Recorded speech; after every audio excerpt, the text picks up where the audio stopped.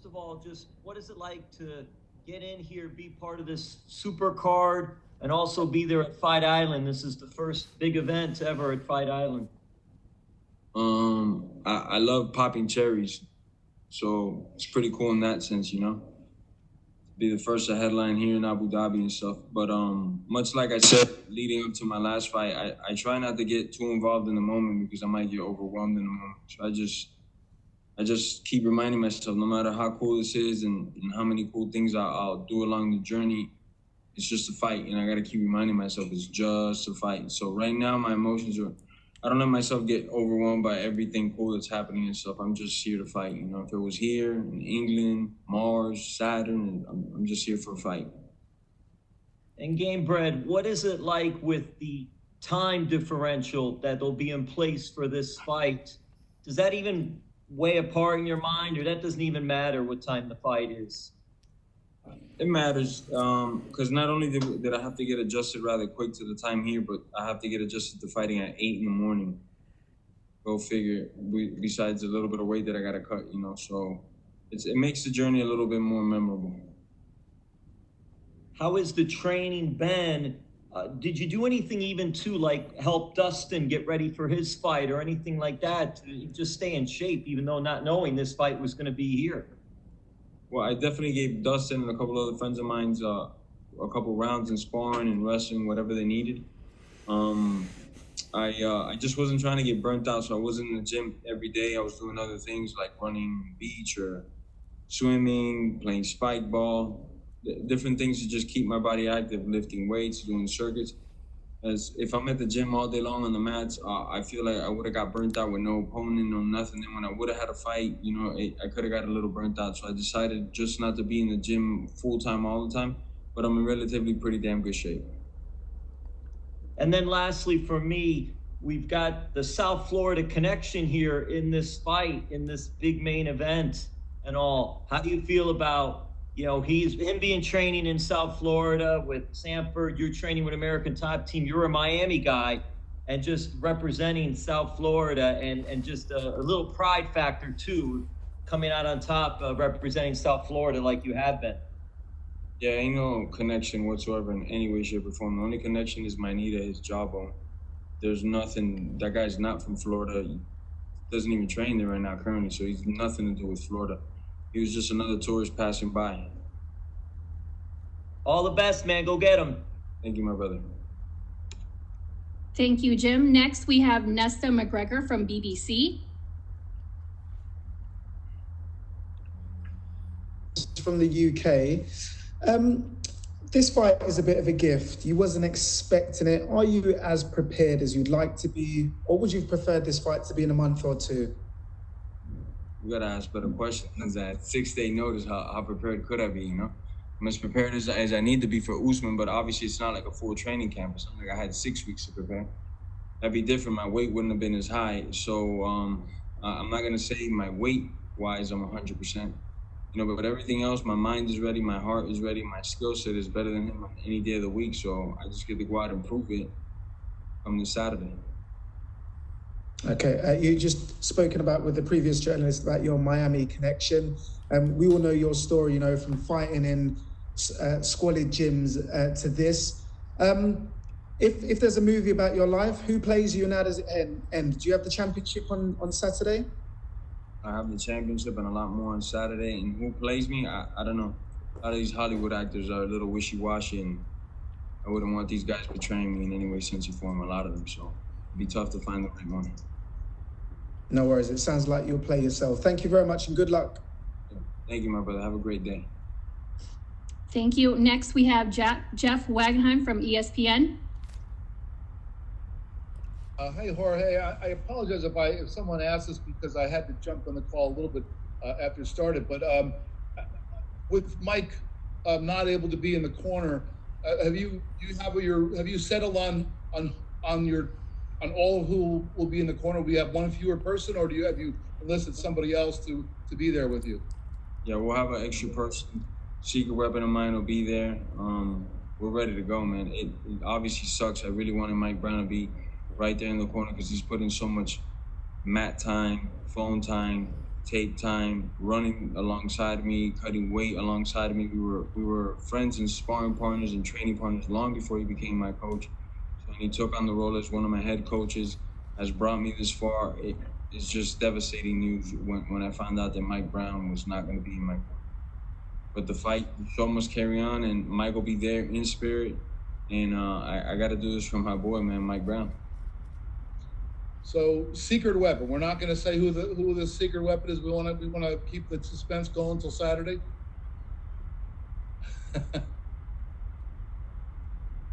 I guess so. No, don't speak Portuguese. They can understand. I guess so. Safada, man. Man, gatinho. All right.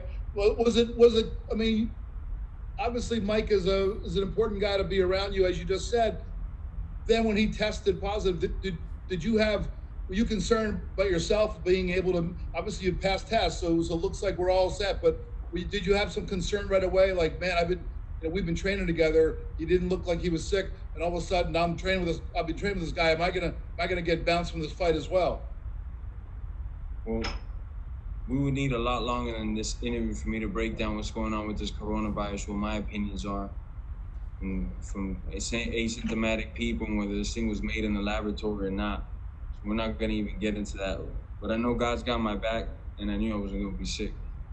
I'm not. Sounds good. One last thing. You mentioned that when you first got the call saying that you were going to get in this fight, you had called your dad, but you waited till you got home before you actually told him about the real details. And I'm wondering, like, where were you when you first got that call, and how could you walk us through that and get a little bit more detail about where you were and how long it was before you actually got to tell him? It was 4th of July, America's birthday. And though a lot of people were trying to stop that day, which I don't know why they were trying to stop America's birthday from celebrating protesters and stuff, I was at a good friend of mine's house, Abraham's brother Malcolm, eating barbecues and, with the family. My family was there, his family was there. We had fireworks going up, and we were negotiating the deal when it finally got signed. So I told my father, and I just teased him. I have really, really good news, but I can't tell you what it is and this and that. And then when I got there, I told him, and he was happy as could be, man. That sounds great. As well, he should be. And I got the good news on America's birthday, 4th of July. We may get some more good news this weekend. Good luck this weekend. Stay safe, and see you again. Thank you, my brother. Have a good day. Thank you. Next, we have Spencer Kite with UFC.com. Hey, Jorge. Obviously, you said earlier that, preparation for this and getting it on 6 days' notice, certainly not ideal. But as somebody that's been in the game as long as you have, who's been through as much as you have, what makes you uniquely prepared to take an opportunity like this and make the most of this opportunity on Saturday? The reason I'm here is because I've taken opportunities like this before in the past. I just didn't get no credit for it or whatever it was. They went unseen. But I've done this many times in my career, situations similar to this. So that's it. I just got to take advantage of it. At the end of the day, it's a fight. It's not a math test. It's not a SAT thing that I maybe not be the best at. It's what I love to do the most, what I've done since a child, my fascination since youth. So I just got to go out there and believe in myself and give it everything I got. And on top of it, my opponent, I don't got faith in him. I don't, there's other guys that I would have said, maybe I need more than 6 days, A lot of guys that I fought in the past that I wouldn't have took it on 6 days. Usman's like the perfect guy to take it on 6 days. What makes him the perfect guy to take it on 6 days? Well, besides him having 17 different personalities and me not knowing which was going to show up to fight, I think he's weak-minded. I gotcha. You mentioned in there doing stuff like this before and not getting credit for it at times. This last year, you've gotten a ton of credit, a ton of recognition for the year you put in. What does it mean? What has it been like for you to finally be getting some of that love, to finally be getting some of that attention and having people start to recognize and appreciate things you've been doing since long before people started paying attention last March? It's amazing. It truly is. I just thank God for it. I had a good year to myself to reset my mind, get everything right together in my head, body, soul, spirit, and then come back to the sport and give it my all again. It's just amazing that the world took notice this time, and it's really been a blessing. And given that, and given the journey that I know you've been on and that we've talked about in the past, what will a victory on Saturday mean to have bet on yourself this whole time, to bet on yourself here and stand triumphant in the octagon on Saturday night? Means a lot, my brother. I've been doing this 16 years professionally, like I said earlier. It's gonna be 17 in a couple months, and what exclamation point, right? They say this guy's the best in the world, and he's the worst out possibly for me out of the top 10 guys. It's all these things going against me before I even get in that cage. So leaving with that belt, it's gonna be pretty cool. All right, I appreciate it, man. All the best. Good luck on Saturday night. Thank you, my brother. Thank you, Spencer. Next, we have Carlos Contreras. Hola Jorge, ¿me puedes escuchar ahí? Sí. Estábamos en Miami hace 5 meses más o menos cuando Dana dio la noticia, fue el incidente ahí con Kamaru.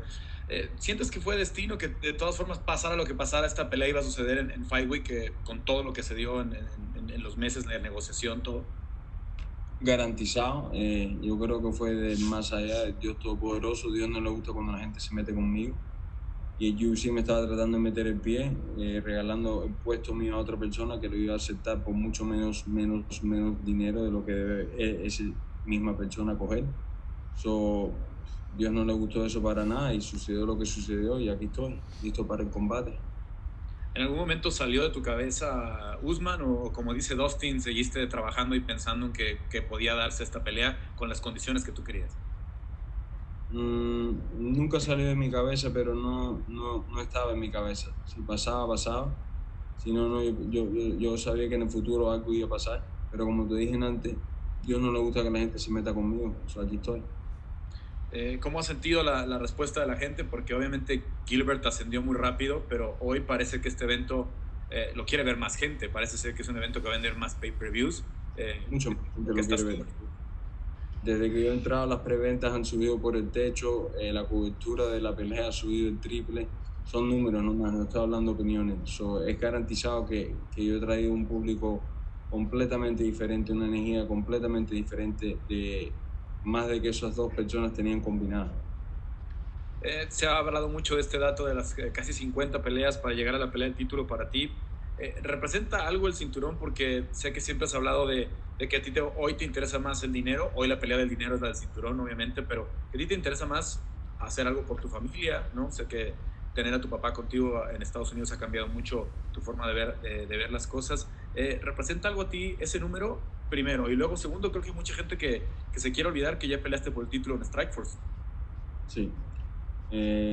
Bueno, mi hermano, yo siempre siento que los latinos trabajamos el triple de duro y los pagan mitad del precio. Eso ya tenía que venir a un fuerte no. Por eso que la pelea se cayó al principio, no me estaban dando el valor mío. Y tuve que aceptar la pelea en 6 días con 20 libras para perder, para que me dieran el valor. Pudimos llegar a más cerca de lo que yo quería. No llegamos a los números que yo quería, pero estábamos más cerca. Así es la vida. Voy a hacer todo lo que yo pueda el sábado para eliminar a esta persona.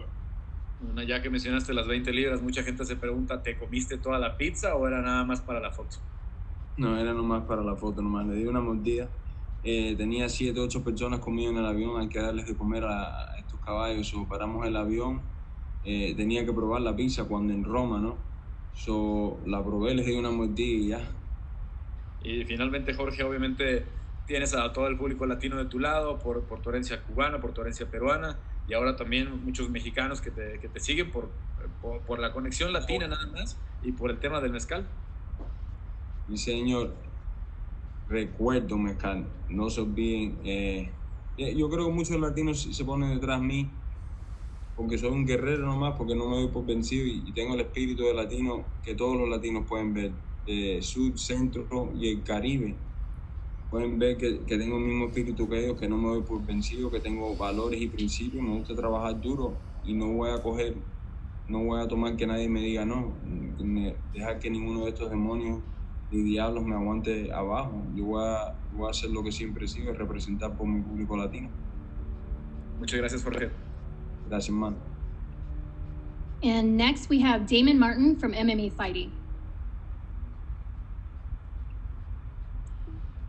Hey Jorge, in the lead up to this fight, you talked openly about the last time you suffered a loss in the UFC to Wonder Boy. But when you think about the resurrection, what you've done these last couple of years, can you kind of put into words like what this last couple of years has really meant to you, leading to this moment to fight for your first UFC title, to kind of cap off everything you did in 2019? It's kind of crazy when you think about the last couple of years for you. Yeah, it's been a roller coaster, man. It's been up and downs, downs and ups, and snap. Even in my downers or my highs, it's been an amazing journey. I love it. I love what I do. That's why I'm still here. So I got double the years fighting professionally than most of these guys do. And that's not an opinion, that's more of a fact. So I got more KOs than a lot of these guys have victories because I love what I do. If I didn't love what I do, the money couldn't get me in here after all these years. I love what I do, and it's the only reason I'm still here. Leading up to this fight, you obviously talked a lot about, being paid your worth, and you got your deal done, and obviously you said you got, pretty much what you wanted. But you became kind of a voice for that, for the few weeks you were really talking about that, kind of leading that charge. When this fight is over, you got a title around your waist. Do you still want to be that guy? Do you still want to lead that charge for fighter pay, things like that? Still leading the charge. I think I just set an example to lead the charge. They offered me a deal, I didn't like it. I didn't take it, God fixed it on the back end for me. They came back with a much better deal.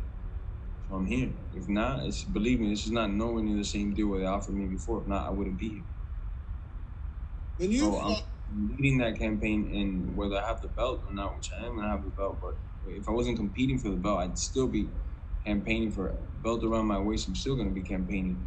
And not just more money for me, but for all my brothers and sisters in the sport, especially when it comes to a revenue share of the pay-per-view. That's really what I'm voicing my opinion of. Absolutely. When you were fighting Ben Askren last year, you talked about the personal nature of that, some of the crazy things he had said, and how you kind of felt about that. It did become personal for you. Where is it personal with Kamaru Usman? Is it that kind of level of personal like it was with Askren?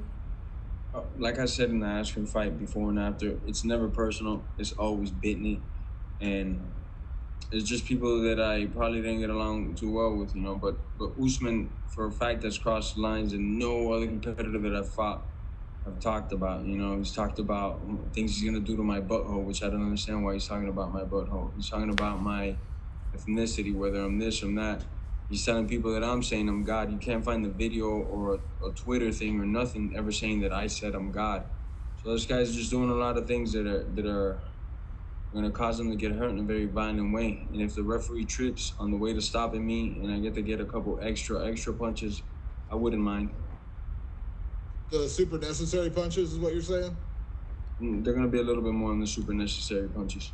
It's going to be something a little special around, I'm going to have to go into my fast forward speed and truly send this guy to another plane.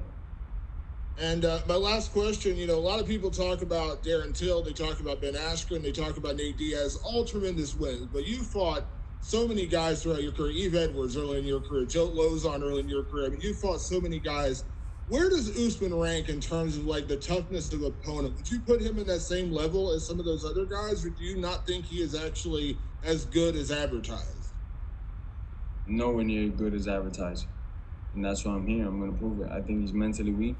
And I can't blame the guy either. He's got 17 personalities. He should have had him diagnosed, and maybe each one of his personalities needs to be on Adderall or some type of substance that doesn't have so many personalities. So it's just his mental weakness is going to come out on Saturday in an abundance. The world's going to see it, that I just took full advantage of this individual in his weak-ass ways. Thank you, Jorge. Thank you, man. Thank you, Damon. And then we are going to end off with Mojan Wu from HUPU in Shanghai. Hi, Jorge. How are you? This is Hupu Sports from China. So first of all, tremendous respect to you for taking this fight in such short notice. Many Chinese fans want to know how do you feel right now? And we have surprisingly seen your recent IG post about eating a pizza on the jet. So how do you physically and mentally prepare for this fight? Physically, I had a lot of weight to go. I feel good, We stopped off at Chile to get pizza, but it wasn't for me. It was more for my team. I did take a bite of the pizza, but I didn't need a whole pizza. So my weight is not perfect yet, but I'm on the way to being perfect in a couple of hours. I feel good, man. Mentally, physically, and spiritually, I'm where I need to be at. All I need to do is just wake up and compete. Okay. So we all know you are a very skillful and thoughtful fighter. But honestly, would your coach Mike Brown's ambitions would bring you any challenge for this title fight? Definitely, just as a motivational factor, just as to draw from inspiration, somebody that knows me very well, and then on top of it, I think he's one of the most technological guys in the sport. He's just state of the art, you know. So it sucks that I don't have one of my best friends and my longtime coach there with me, but the show must carry on. I must do what I must do, and I'm just gonna do it a little bit extra more artful and painful since I didn't have Mike there.